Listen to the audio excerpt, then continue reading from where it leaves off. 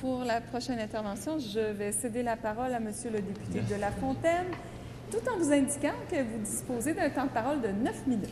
Merci beaucoup, Madame la Présidente. Alors, vous allez me permettre de prendre la balle au bon, puisque la dernière intervenante est la députée de la Coalition Avenir Québec de Montarville. Et il s'agit d'une motion importante, un sujet qui requiert la vigilance au Québec, qui est évidemment la protection et l'épanouissement de la langue française.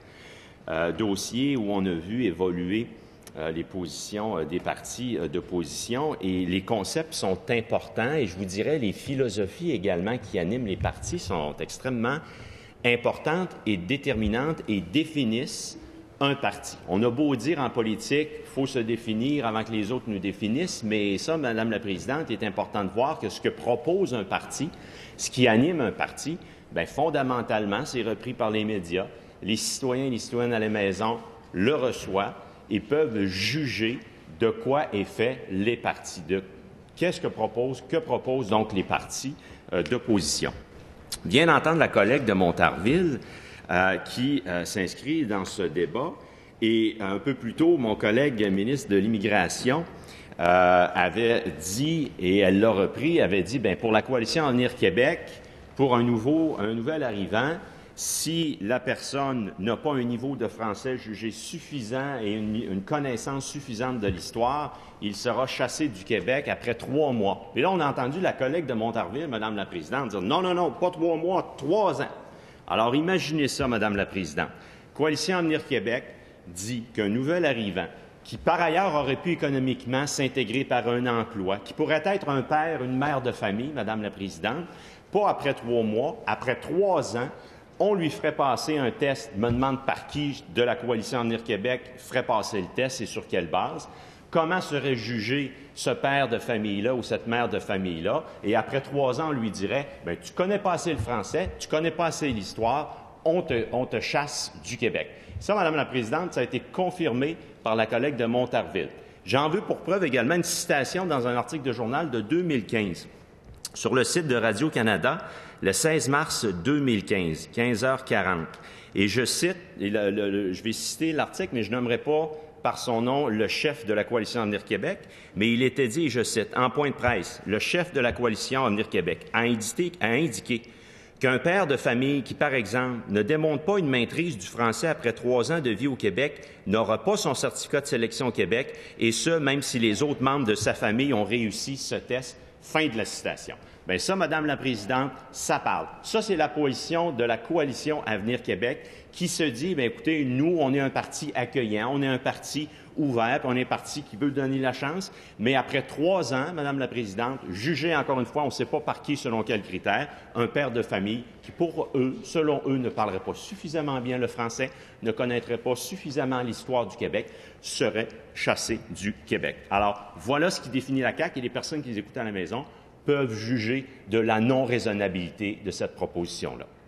Maintenant, Coalition Avenir Québec, Parti québécois, même combat, même philosophie, même vision. Vous allez dire, bien voyons, Monsieur le député, vous ne pouvez pas faire ça. On vient d'entendre le chef du Parti québécois, dire que ce que proposait là la Coalition Avenir Québec, précisément ce à quoi je viens de faire référence, il a dit 2 qualificatifs. Il l'a qualifié de 2 façons. Il a dit que c'était inapplicable et il a dit que c'était inhumain. Bien, je suis bien d'accord avec lui. C'est inapplicable et c'est inhumain. Mais que propose le Parti québécois, Madame la Présidente? D'où vient le Parti québécois et quelles sont ses positions aujourd'hui qui justifient le débat sur cette motion? Rappelons-nous le projet de loi 195, déposé, loi sur l'identité québécoise, déposé à l'époque par la chef, Madame Pauline Marois, qui, elle, Madame la Présidente, par ce projet de loi, venait attribuer une citoyenneté québécoise. Nous sommes au Québec citoyens du Québec, citoyens canadiens, mais par ce projet de loi-là, projet de loi 195 déposé en 2007, il y avait une disposition où il était dit « Le ministre attribue la citoyenneté à toute personne qui, et l'un des considérants, a une connaissance appropriée de la langue française. » Alors, Et, Madame la Présidente, ça avait fait partie du débat, je me rappelle, de la campagne électorale. Les gens pourraient dire, bien là, ça date de 2007, ça a changé. Ça avait fait partie du débat de la campagne électorale de 2012, où l'on disait, Tommy Chouinard, 21 août 2012, où l'on faisait référence à la nécessité pour être citoyen du Québec, c'était la proposition du Parti québécois d'avoir une connaissance appropriée du français, puis on parlait des tests linguistiques. Et je cite l'article. Si un immigrant ne respecte pas ces conditions, il sera privé du statut de citoyen québécois. Il lui sera ainsi interdit de financer un parti politique, adresser une pétition à l'Assemblée nationale et d'être candidat aux élections québécoises municipales et scolaires, toujours selon le projet de loi. Notons que le Parti québécois voulait obliger un immigrant à apprendre le français dans un délai de 3 ans. L'État paierait ses cours. Alors, vous voyez la même logique. Il y a communauté d'idéologie et d'esprit entre la Coalition Avenir Québec et le Parti québécois. Un dit, après 3 ans, tu dois apprendre, tu dois suffisamment parler bien le français selon nos critères, puis on va t'évaluer. Tu dois suffisamment bien connaître l'histoire du Québec, sinon on te chasse. Autant père de famille que tu sois, on va te chasser, même si par ailleurs les autres membres de la famille, ça veut dire quoi? Eux vont pouvoir rester. Ça, c'est la Coalition Avenir Québec, confirmée par la citation que je vous ai faite du chef de la Coalition Avenir Québec de l'article de 2015. Le chef du Parti québécois, même philosophie, même s'il dit c'est inapplicable et c'est inhumain, on voit que dans l'ADN du Parti québécois, c'était forcément ce projet de loi de 2007 qui a été confirmé en 2012, qui dit, bien, sous un gouvernement du Parti québécois, on établirait la citoyenneté québécoise. Si vous ne connaissez pas suffisamment bien l'histoire, parce qu'il y avait un facteur aussi de connaître l'histoire, si vous ne parlez pas suffisamment bien le français, bien, vous n'aurez pas la citoyenneté du Québec. Vous allez être des citoyens de second ordre. Vous ne pourrez pas adresser de pétition à l'Assemblée nationale, vous n'aurez pas le droit de vote, puis vous ne pourrez pas être candidat. Bien, ça, Madame la Présidente, c'est pour les deux le résultat des courses. Pour la CAQ puis pour le Parti québécois, c'est inapplicable et inhumain. Et ça participe de la même idéologie, Madame la Présidente. Puis ça, c'est important que les gens le sachent. On me faisait remarquer hier que le chef du Parti québécois, qui désirait déposer un projet de loi musclé, excusez du peu, sur la laïcité d'ici Noël, le chef du Parti québécois, hier, a fait volte-face, a reculé. Mais il persiste et signe, il créera un comité d'experts sur cette question. Alors, il n'y aura pas de texte formel sur ce qui pourrait être qualifié comme une deuxième version de la Charte des valeurs. Vous avez rappelé la deuxième version de la Charte de la chicane. Il n'y aura pas de texte comme tel avant Noël. Il a reculé là-dessus, mais un comité d'experts. Alors, ce qui est promis par le Parti québécois, si d'aventure ils reviennent au pouvoir, ce sera une deuxième version de la Charte des valeurs, de la Charte de la chicane, qui, encore une fois, participe de cet ADN du Parti québécois où il doit y avoir une crise.